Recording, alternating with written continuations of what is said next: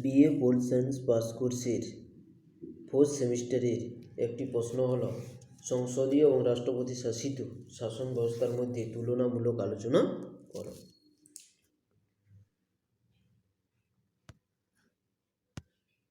ভূমিকা বা introduction. রাষ্ট্রবিজ্ঞানী Garner ক্ষমতা স্বতন্ত্রীকরণ নীতির ভিত্তিতে সরকারকে দুই ভাগে ভাগ করেন: সংসদীয় বা মন্ত্রিপরিষদ চালিত সরকার এবং রাষ্ট্রপতি শাসিত সরকার।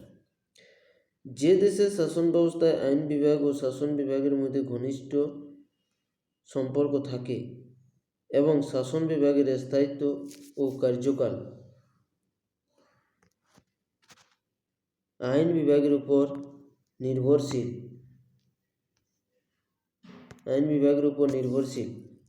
তাকে সংসদীয় বা পার্লামেন্টারি শাসন ব্যবস্থা বলা হয়। যেমন ব্রিটেন ও ভারতে এই ধরনের শাসন ব্যবস্থা দেখা যায়। অন্যদিকে রাষ্ট্রপতি শাসিত শাসন ব্যবস্থায় শাসন বিভাগ সাংবিধানিকগতভাবে আইন বিভাগের প্রভাবমুক্ত হয়ে স্বাধীনভাবে কার্য সম্পাদন করে। এরূপ শাসন ব্যবস্থায় শাসন বিভাগের যাবতীয় দায়িত্ব রাষ্ট্রপতির হাতে ন্যস্ত থাকে। রাষ্ট্রপতি চালিত শাসন ব্যবস্থার প্রকৃষ্ট উদাহরণ হলো মার্কিন যুক্তরাষ্ট্র। মার্কিন যুক্তরাষ্ট্র ছাড়াও ব্রাজিল, আর্জেন্টিনা, দক্ষিণ কোরিয়া, মেক্সিকো, ফিলিপিন্স প্রভৃতি দেশে রাষ্ট্রপতি শাসিত শাসন ব্যবস্থা দেখা যায়। রাষ্ট্রপতি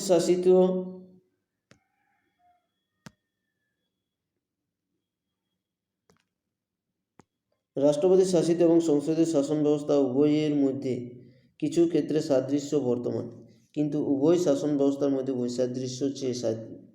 সাদৃশ্যের চেয়ে বৈসাদৃশ্য বেশি লক্ষ্য করা যায়। অর্থাৎ রাষ্ট্রপতি শাসিত এবং সংসদীয় শাসন ব্যবস্থা উভয় শাসন ব্যবস্থার মধ্যে কিছু কিছু ক্ষেত্রে মিল দেখা দিলেও উভয় শাসন ব্যবস্থার মধ্যে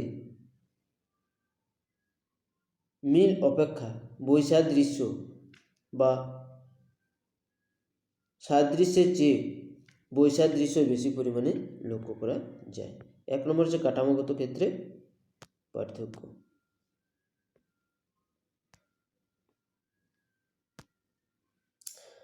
আইনসভার কাঠামোগত দিক থেকে রাষ্ট্রপতি শাসিত শাসন ব্যবস্থার সঙ্গে মন্ত্রী পরিষদ বা সংসদীয় শাসন ব্যবস্থার মধ্যে মৌলিক পার্থক্য বিদ্যমান। সংসদীয় শাসন ব্যবস্থায় রাষ্ট্রপতি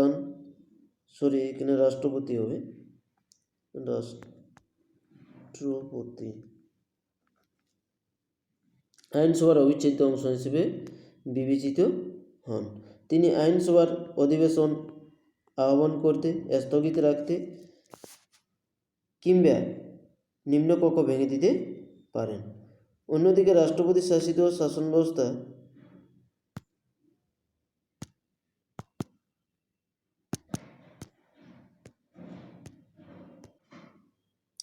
রাষ্ট্রপতি আইনসভার অবিচ্ছেদ্য অংশ হিসেবে বিবেচিত হন না। আইনসভার অধিবেশন আহ্বান করতে, স্থগিত রাখতে এমনকি আইনসভার নিম্নকক্ষ ভেঙে দেওয়ার ক্ষমতা রাষ্ট্রপতির নেই।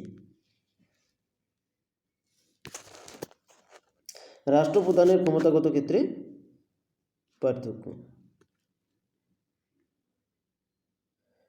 সংসদীয় শাসন ব্যবস্থার মুখ্য বৈশিষ্ট্য হলো একজন নিয়মতান্ত্রিক বা নামসর্বস্ব শাসকের উপস্থিতি। এই ধরনের শাসন ব্যবস্থায় সংবিধানগতভাবে দেশের যাবতীয় শাসন ক্ষমতা তার হাতে ন্যস্ত থাকলেও বাস্তবে তিনি কোনো শাসন কার্য পরিচালনা করেন না। প্রকৃতপক্ষে তিনি রাষ্ট্রপ্রধান, কিন্তু সরকারের প্রধান নন। সরকারের প্রধান হলেন প্রধানমন্ত্রী। তাহলে সংসদীয় শাসন ব্যবস্থার একটি গুরুত্বপূর্ণ বৈশিষ্ট্য হচ্ছে যে এখানে নামসর্বস্ব শাসক বা নিয়মতান্ত্রিক শাসক দেখা যায়। যেমন ব্রিটেনের ক্ষেত্রে রাজা বা রানী, ভারতবর্ষের ক্ষেত্রে রাষ্ট্রপতি। এই ধরনের শাসন ব্যবস্থায় সংবিধানগতভাবে দেশের যাবতীয় শাসন ক্ষমতা, পুরো শাসন ক্ষমতাটাই সেই নামসর্বস্ব শাসকের হাতে ন্যস্ত থাকবে, কিন্তু তিনি কোনো শাসন কার্য পরিচালনা করবেন না। এখানে শাসন কার্য পরিচালনা করেন সরকার প্রধান অর্থাৎ প্রধানমন্ত্রী, যিনি সরকারের প্রধান। অন্যদিকে অন্যদিকে রাষ্ট্রপতি শাসিত শাসন ব্যবস্থায় নিয়মতান্ত্রিক রাষ্ট্রপ্রধান বা নাম সর্বস্ব রাষ্ট্রপ্রধান বলে কেউ থাকে না। এই শাসন ব্যবস্থায় দেশের প্রকৃত রাষ্ট্রপ্রধান হলেন রাষ্ট্রপতি। সংবিধানগতভাবে বা তত্ত্বগতভাবে এবং বাস্তবে রাষ্ট্রপতি প্রভূত ক্ষমতার অধিকারী। তিনি রাষ্ট্রের এবং সরকারের প্রধান। দায়িত্বগত ক্ষেত্রে পার্থক্য। সংসদীয় শাসন ব্যবস্থায় সরকারি নীতি ও কাজকর্মের জন্য সমগ্র মন্ত্রিসভাকে ব্যক্তিগতভাবে এবং যৌথভাবে আইনসভার কাছে দায়িত্বশীল থাকতে হয়। মন্ত্রিসভা তাদের যে কোনো কাজের জন্য আইনসভার কাছে জবাবদিহি করতে বাধ্য। মন্ত্রিসভা যতদিন পর্যন্ত আইনসভার সংখ্যাগরিষ্ঠ সদস্যের আস্থা লাভ করে ততদিন পর্যন্ত অধিষ্ঠিত থাকতে পারে। আইনসভার আস্থা হারালে সমগ্র মন্ত্রিসভাকে কার্যকাল শেষ হওয়ার আগেই পদচ্যুত হতে হয় বা পদত্যাগ করতে হয়। অন্যদিকে রাষ্ট্রপতি শাসিত শাসন ব্যবস্থায় রাষ্ট্রপতি সরাসরি জনসাধারণের দ্বারা নির্বাচিত হন।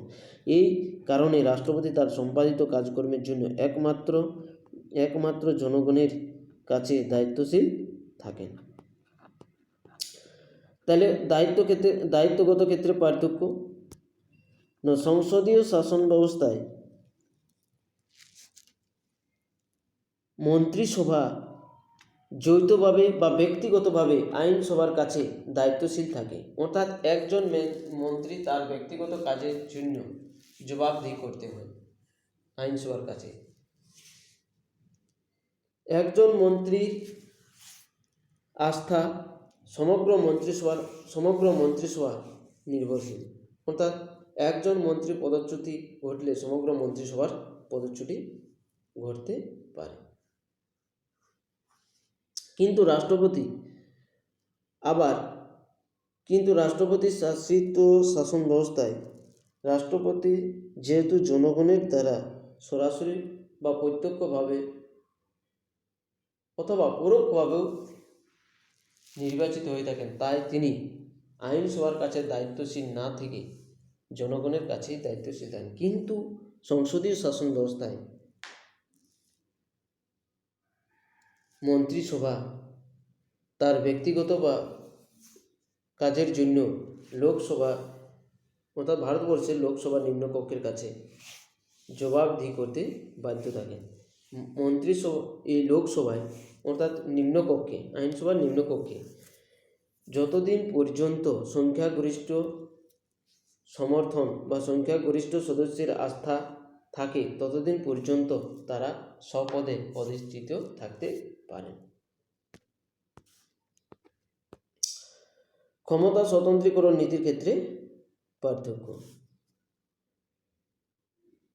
সংসদীয় শাসন ব্যবস্থায় ক্ষমতা স্বতন্ত্রীকরণ নীতি গৃহীত হয়নি। এই ধরনের শাসন ব্যবস্থায় আইন বিভাগ ও শাসন বিভাগের মধ্যে ঘনিষ্ঠ সম্পর্ক স্থাপিত হয়। অন্যদিকে রাষ্ট্রপতি শাসিত শাসন ব্যবস্থায় ক্ষমতা স্বতন্ত্রীকরণ নীতির উপর প্রতিষ্ঠিত। এখানে শাসন বিভাগ ও আইন বিভাগ পরস্পরের নিয়ন্ত্রণ থেকে সম্পূর্ণ মুক্ত হয়ে কাজ করে। অর্থাৎ ক্ষমতা স্বতন্ত্রীকরণ নীতি কাকে বলে? ক্ষমতা স্বতন্ত্রীকরণ নীতি হচ্ছে সরকারের তিনটি বিভাগ, আইন বিভাগ, শাসন বিভাগ আর বিচার বিভাগ। এই তিনটি বিভাগ যখন সম্পূর্ণ স্বাধীন এবং স্বতন্ত্রভাবে কাজ করে তখন তাকে আমরা ক্ষমতা স্বতন্ত্রীকরণ নীতি বলব। এটা কিন্তু সংসদীয় শাসন ব্যবস্থায় ক্ষমতা স্বতন্ত্রীকরণ নীতি দেখা যায় না। এখানে শাসন বিভাগ আইন বিভাগের উপর নির্ভরশীল, অর্থাৎ শাসন বিভাগ এবং আইন বিভাগের মধ্যে একটা কি থাকছে? ঘনিষ্ঠ সম্পর্ক বিদ্যমান থাকছে। তাই সংসদের শাসন ব্যবস্থায় ক্ষমতা স্বতন্ত্রীকরণ নীতির প্রয়োগ দেখা যায় না। কিন্তু রাষ্ট্রপতি শাসিত শাসন ব্যবস্থায় আইন বিভাগ এবং শাসন বিভাগের মধ্যে কোনো ঘনিষ্ঠ সম্পর্ক থাকছে না। এরা এক বিভাগ অপর বিভাগের থেকে সম্পূর্ণ মুক্ত হয়ে স্বাধীনভাবে নিজ নিজ কার্য সম্পাদন করে থাকে। জরুরি অবস্থার প্রশ্নে পার্থক্য। সংসদীয় শাসন ব্যবস্থায় মন্ত্রিসভাকে আলাপ আলোচনার মাধ্যমে সিদ্ধান্ত নিতে হয়, তাই সংকটকালীন তথা জরুরি অবস্থার সময় অতি দ্রুত সিদ্ধান্ত নেওয়া যায় না। অন্যদিকে রাষ্ট্রপতি শাসিত শাসন ব্যবস্থায় রাষ্ট্রপতি দেশের সর্বোচ্চ শাসক হিসেবে স্বাধীনভাবে দ্রুত সিদ্ধান্ত নিতে পারে। এই কারণে রাষ্ট্রপতি শাসিত সরকারকে জরুরি অবস্থার উপযোগী বলে মনে করা হয়। মন্ত্রী পরিষদের গঠন ও ক্ষমতাগত ক্ষেত্রে পার্থক্য। সংসদীয় শাসন ব্যবস্থায় মন্ত্রী পরিষদ আইনসভার সংখ্যাগরিষ্ঠ দলের সদস্যদের নিয়ে গঠিত হয়। এই শাসন ব্যবস্থায় মন্ত্রীরা হলেন প্রধানমন্ত্রীর সহকর্মী, প্রধানমন্ত্রী হলেন মন্ত্রিসভার নেতা এবং সংসদীয় শাসন ব্যবস্থার প্রকৃত শাসক। নিয়মতান্ত্রিক রাষ্ট্রপ্রধান তার পরামর্শ নিয়ে শাসন কার্য পরিচালনা করেন। কিন্তু রাষ্ট্রপতি শাসিত শাসন ব্যবস্থায় মন্ত্রী পরিষদের অস্তিত্ব থাকলেও মন্ত্রী পরিষদের সদস্যরা রাষ্ট্রপতির সহকর্মী নন, তারা রাষ্ট্রপতির অধস্তন কর্মচারী মাত্র। রাষ্ট্রপতি তার খুশিমতো পছন্দ ব্যক্তিদের নিয়ে মন্ত্রী সভা গঠন করেন, অর্থাৎ তাদের কার্যকালের মেয়াদ রাষ্ট্রপতির সন্তুষ্টির উপর নির্ভরশীল।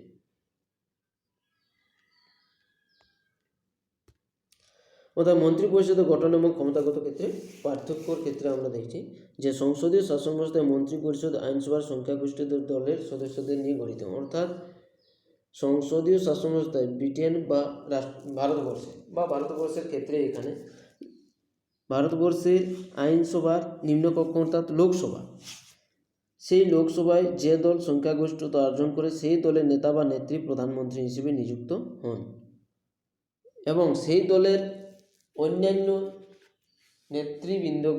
নেতা বা নেত্রীকে নিয়ে মন্ত্রিসভা গঠিত হয়। এই মন্ত্রিসভা প্রধানমন্ত্রীর সহকর্মী হিসেবে কাজ করে, অর্থাৎ প্রধানমন্ত্রীর পরামর্শদাতা হিসেবেও তারা কাজ করে থাকে। প্রধানমন্ত্রী হলেন প্রকৃত শাসক। এখানে নিয়মতান্ত্রিক রাষ্ট্রপ্রধান তিনি প্রধানমন্ত্রীর পরামর্শ অনুযায়ী শাসন কার্য পরিচালনা করেন।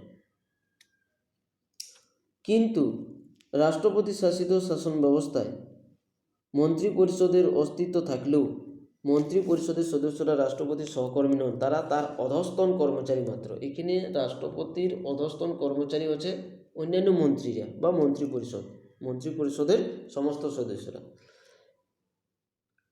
রাষ্ট্রপতি তার খুশিমতো পছন্দ ব্যক্তিদের নিয়ে মন্ত্রিসভা গঠন করেন, তাই তাদের কার্যকালের মেয়াদটা রাষ্ট্রপতির সন্তুষ্টির উপরেই সম্পূর্ণ নির্ভরশীল। উপসংহার: আধুনিক গণতান্ত্রিক রাজনৈতিক ব্যবস্থায় সংসদীয় সরকার এবং রাষ্ট্রপতি শাসিত সরকারের মধ্যে যে পার্থক্য দেখা যায় তা অনেকটাই কাঠামোর কার্যগত পার্থক্য বা কাঠামোর কার্যগত দিক থেকে পার্থক্য রয়েছে। দেশের রাজনৈতিক সংস্কৃতির উপর এ ধরনের শাসন কাঠামোর সাফল্য নির্ভরশীল। Thank you.